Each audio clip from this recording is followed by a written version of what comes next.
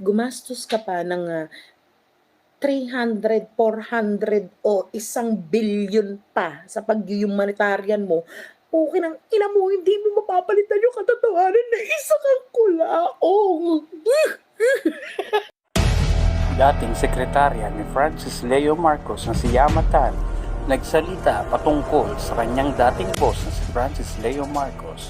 Panoorin natin ang video na ito kung saan tinawag pa si FLM ni Yamatan na isang kulaong. Mafia hindi siya mafia kasi pag sinabi mong mafia, ang ano niya diyaan, meron siyang mga kasama mga business partner na malalaking tao na mayayaman na ang, galawan nila illegal, 'di ba? Illegal naman yung pag-aano, legal naman yung kanyang, ginagawa sa YouTube. Legal yung kinikita niya, 'di ba? Kaya nga walang makapagpasarado ng YouTube niya, kasi nga legal. Kumbaga, alam ng mga tao yung mga anti-kulaong, yung ginagawa niya na pagpapaikot, 'di ba? Alam ng mga tao na ginagamit niya yung platform ng YT para nang sa gano'n maisakatuparan niya kung ano yung mga pangarap niya, yung gusto niyang mangyari sa sarili niya. Ang live ng YT ngayon ay parang live ng Facebook. Ang dami nila, yummy, naglalabasan, tagalabasan ng mga lokong ito. Aba, teka. Ganyan talaga, Froggy. Hayaan mo lang sila dyan, Deadma. Iisa-isahin pa ba natin yan? Papansinin pa ba natin yan? 'Di ba? Deadma.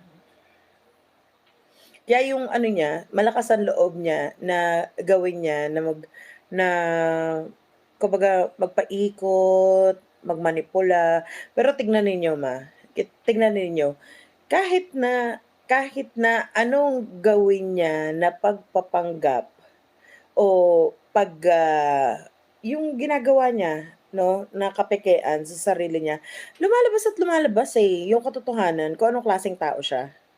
'Di ba? Siya rin naman mismo yung nagbubuko sa sarili niya. Hindi mo na kailangang gumamit pa ng salita ni Mike Cervera, ni Tatay Nasukir, ni Kaaruba, ni Mamelon Kyle, o no kung sino pa mang mga tao o kahit tayo dito. Kasi nga, siya mismo inilalabas niya kung anong klaseng pagkatao meron siya. 'Di ba? Kung anong pag-uugali, kung anong puso meron siya. Panggap lang. Lahat puwedeng gawin sa YouTube at may screen name din. True, 'pag sa YT ka mag-live madami talaga ang papasok ng ibang lahi. Hi, Miss Yam, good morning, evening to all. Mami Bunso Powers, mega love shoutout ma. 'Di ba Mami Josephine, kita mo, saan ka nakakita, tatakbo ka, gusto mong manilbihan sa Pilipinas, gusto mong maging senador, gusto mong magkaroon ng kapangyarihan, gusto mong maupo, 'di ba? Pero anong ginagawa mo? Anong klaseng pag-uugali meron ka?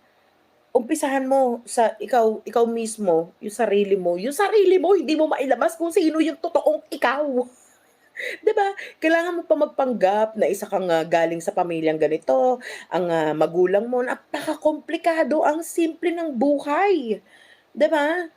Paulit-ulit natin sinasabi na mahal ka ng tao, hindi mo na kailangan pa magpanggap na kung sino ka. Kahit nga ikaw si Norman Mangusin, 'di ba? Which is totoo naman ikaw naman talaga yang si Norman Mangusin, tanggap ka ng tao kasi mahal ka nila kung ano yung ginawa mo. Pero yung putang ina paiikutin mo yung mga taong naniniwala sa'yo, gagawan mo na kung ano-ano kwento yung mga taong dating nagtanggol sa'yo, shoota ka bes, 'di ba? Tsaka nakakita tangina gusto mo maging senador, pero manggigilit ka ng tao, kung tutuusin. Ano ka, NPA? Gago. Dapat kapagka ano ka, hindi ka magsasalita ng mga ano, meron ba kayong presidente, oo, si Tatay Digong talagang, papapatay kita, talagang tinototoo niya talaga kasi talagang mga masasamang tao yung mga tinitira niya, 'di ba?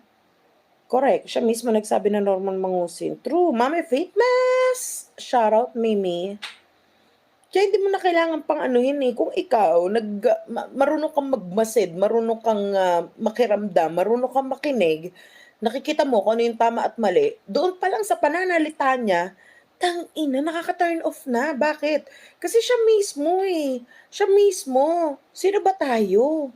'Di ba? Para pagsalitaan niya na kung tutuusin nasa akin ang lahat ng mga ebidensya, lahat ng dahilan para gilitan siya ng ano, putang ina mo, anong palagay mo sa akin, kulaong, ha?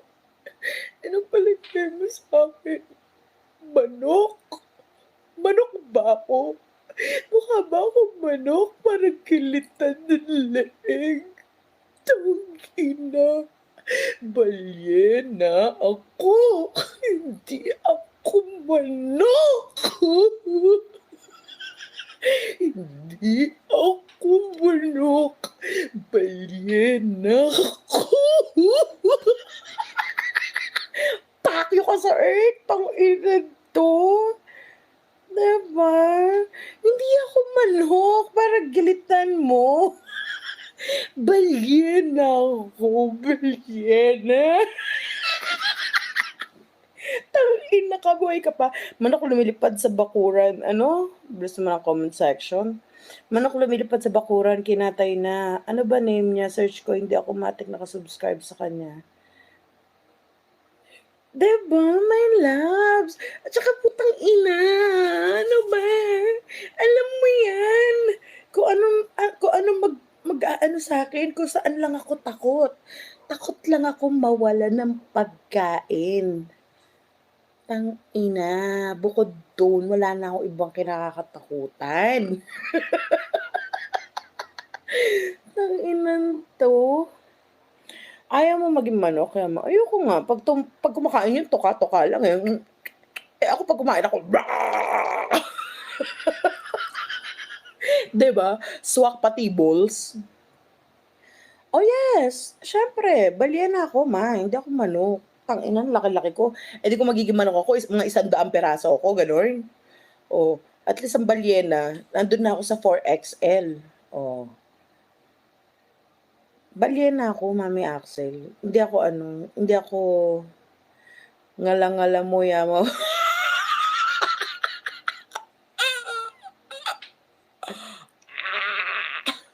'Di ba? Ang balyena ang kumakain ng tao. Tama. Kahit nga Encanto, eh, Mami Master Rex, 'di ba? Kaya nating kainin. Tangina. Kaya yung mga ganyang mga pahapyaw-pahapyaw niya, pang-ano niya lang 'yan, pang-hype niya lang 'yan para yung mga nanonood sa kanya, 'di ba, yung mga gigil na mga mami sa akin, maano yung, binibigyan niya ng satisfaction, 'di ba? Binibigyan niya lang ng satisfaction yung mga manonood niya. Sabihin niya sa'kin harap-harapan 'yun.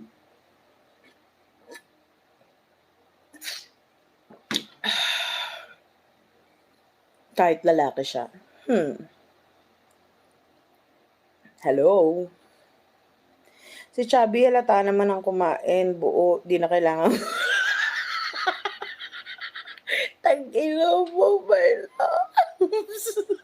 Hindi kasi ako talaga, 'pag kumakain ako, ayoko talaga nung malamig. Kaya 'di ba kapagka kunwari may nag-serve sa'kin ng malamig, talagang nakasibangot talaga ako, talagang hindi mo maano yung ano ko, talagang tangina, kakainin mo ko ng malamig, seryoso talaga. Tsaka 'pag kumakain ako hindi ako nag-aano, hindi ako nagngunguya, diretso lang ako. Lunok lang ako ng lunok.